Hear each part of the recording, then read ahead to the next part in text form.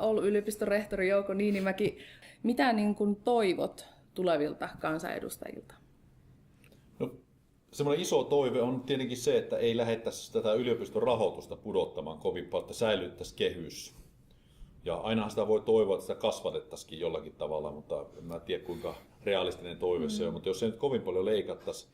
Sitten varmaan olette huomannut, että yliopistokentässä on aika paljon kaikennäköisiä selvityksiä. Nyt puhutaan tästä yliopiston rakennemuutoksen loppuun viemisestä. Ja esimerkiksi eilen EK tuli omalla tiedotteellaan ulos, että Suomessa tulisi olla vain 3-4 yliopistoa. Ja en usko, että tässä puhutaan mistään yliopistojen lakkauttamista, mutta puhutaan varmasti tämmöistä suuryliopistojen perustamista, jossa yhdistellään yliopistoja. Että täytyy toivoa, että ne muutokset, mitä todennäköisesti tapahtuu, että ne on niin sitten järkeviä. Ja ei mulla oikeastaan ole mitään pelkoja sen suhteen, että Oulun yliopisto on vahva yliopisto.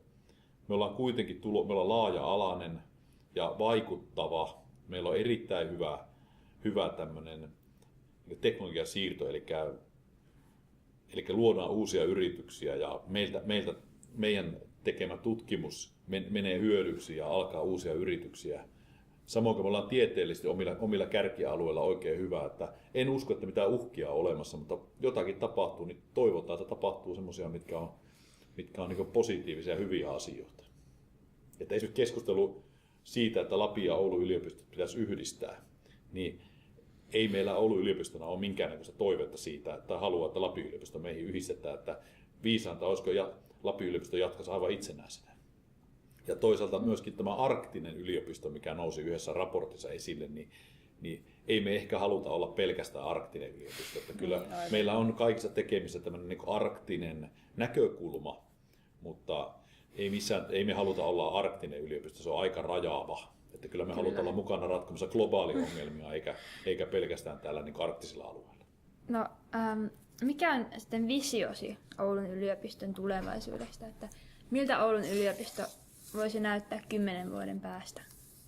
Kyllä tavoite täytyy olla se, että me ollaan tuloksilla mitattuna Turun yliopiston tasolla. Turku on vähän isompi kaupunki tietenkin ja alue. Ja sillä tavalla tilanne on haastava, koska toki opiskelijahankinta-alueet ja myöskin se teollinen ympäristö vaikuttaa.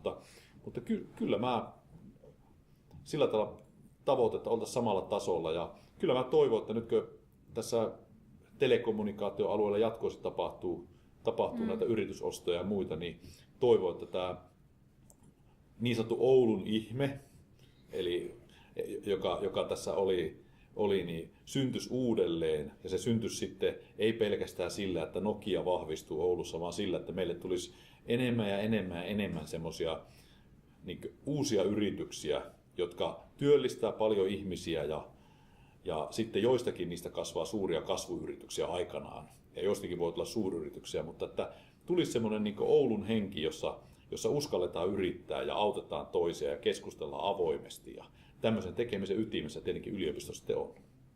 No olisiko ne yritykset esimerkiksi jotakin cleantechia vai? Jos katsoo tätä politiikkaa, niin on tämä BCD, eli cleantech, digitalisaatio ja biotalous. Ja sitten siinä on vielä, joku sanoo, että se on ABCD, johon tulee vielä tämä arktisuus, mutta kyllä mä näen sillä tavalla, että ehkä tämmöinen niin ohjelmisto-osaaminen on semmoista, missä meillä on kaikkein eniten tämmöistä, joka liittyy tietokoneisiin ja ohjelmistoon. Siellä on ehkä eniten potentiaalia ja siellä on helppo alkaa yrittäjäksi, koska investoinnit on pienet ja riskit on kohtuullisen pienet. Mutta toivottavasti tulisi muillakin alueilla sitten tämmöistä yrittäjyyttä. Mutta varmaan se nyt ensimmäinen, mistä eniten ja nopeimmin tulee, niin on tämä ICT-ala. No, Oulun yliopiston erikoisuushan on tosiaan tämä mahdollisesti Skandinavian suurin sisäkampus ja tietynlainen monitieteisyyttä, kun kävelee väylän päästä päähän, niin siellä tulee kaikkea vastaan niin kuin varhaiskasvattajista humanisteihin ja sitten taloustieteilijöihin ja teekkareihin. Niin näetkö, että monitieteisyyttä voisi vielä enemmän hyödyntää? Ehdottomasti. Me aloitettiin tämän viikon alussa hallituksen tämmöinen strategia-workshop, jossa alettiin tekemään yliopiston uutta strategiaa. Ja me varmaan lähdetään rakentamaan strategiaa nyt siten, että että meillä on 5 tämmöistä globaalia haastetta, jotka on kestävä luonnonvarojen käyttö, sitten on tämmöinen terveys- ja biotieteet, ihmiset ikääntyy ja on erilaisia uusia terveyshaasteita muutenkin kuin ikääntymiseen liittyen. Ja sitten meillä on olemassa tämä digitalisaatio, joka on suuri mahdollisuus meille. Ja sitten kaiken keskellä on kuitenkin ihmistieteet. Koska ihminen on tässä muutoksessa, niin meidän yksi tämmöinen strateginen elementti tulee olemaan sitten ihminen muutoksessa. Ja sitten viimeinen on ympäristö. Ja meillä tehty ympäristötutkimus, moni ei tiedäkään sitä, että meidän kaikkein terävin ympäristötutkimus on lähiavaruuden tutkimusta, jossa tutkitaan ionosfäärin säätilaa ja magneettisia ilmiöitä ja esimerkiksi sitten kartoitetaan avaruusromua. Tämä oli uutta. Meidän Sodankylän observatorio pystyy havaitsemaan kaikki yli 2 senttimetrin kappaleet tuosta lähiavaruudesta ja he niitä sitten siellä pyrkii kartoittelemaan. Sitten meidän toinen ympäristöalue on sitten tämmöinen geofysikaalinen ympäristö, eli maaperä, sen värähtelyt ja sitten pohjavesien kulkemiset ja tämmöiset, että meidän ympäristötutkimus on hyvin korkea luokka. Mutta näillä 5 alueella näihin lähdetään strategiaa rakentamaan ja niitä yhdistävä tekijä on tämä ihminen.